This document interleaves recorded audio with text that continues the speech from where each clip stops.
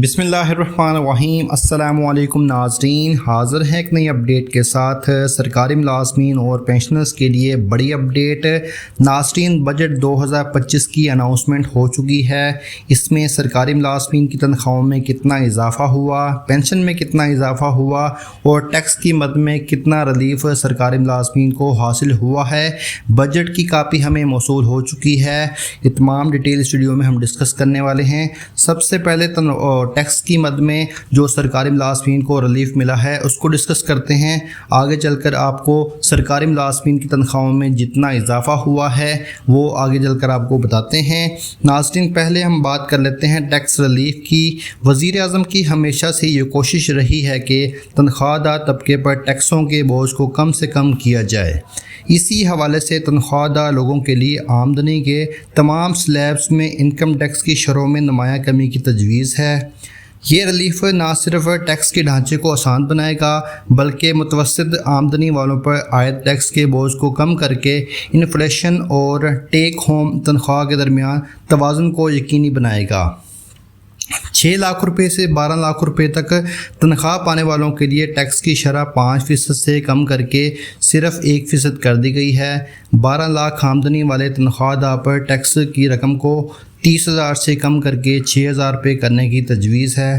جو لوگ 22 لاکھ روپے تک تنخواہ لیتے ہیں ان کے لیے کم سے کم ٹیکس کی شرح 15% کی بجائے 11% کرنے کی تجویز ہے۔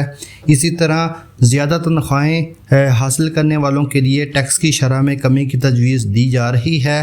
22 لاکھ روپے تک سے لے کر 32 لاکھ روپے تک تنخواہ لینے والوں کے لیے ٹیکس کی شرح 25% سے کم کر کے 23% کرنے کی تجویز ہے۔ یہ اقدام ٹیکسوں کو منصفانہ بنانے اور ٹیکس ادا کرنے والے تنخواہ دار افراد پر بوجھ کو کم کرنے کے لیے حکومتی عزم کا آئینہ دار ہے۔ اب بات کر لیتے ہیں تنخواہ میں کتنا اضافہ ہوا ہے۔ ناظرین، تنخواہ دار طبقے کے لیے ٹیکس میں کمی کے ساتھ ساتھ حکومت نے اپنے مالی مشکلات کے باوجود سرکاری ملازمین کے لیے ریلیف اقدامات کا فیصلہ کیا ہے، جس کی مکمل تفصیل یہ ہے۔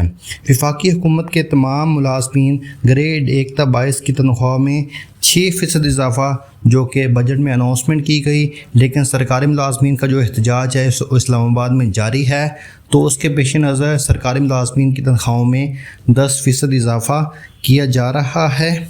اس کے علاوہ جو پینشن ہے اس میں 7% اضافے کی تجویز ہے، اور اس کے علاوہ جو بڑی بات ہے کہ سرکاری ملازمین کی جو ڈسپیرٹی الاؤنس ہے اس میں 30% کا اضافہ کیا جا رہا ہے۔ اسی طرح سرکاری ملازمین کی تنخواہوں میں 30% جمع 10% بجٹ کا اضافہ ملا کر 40% اضافہ کیا جا رہا ہے، اور اس کے علاوہ معذور ملازمین کے لیے خصوصی کنوینس الاؤنس کو ماہانہ 4,000 سے بڑھا کر 6,000 روپے کر دیا گیا ہے۔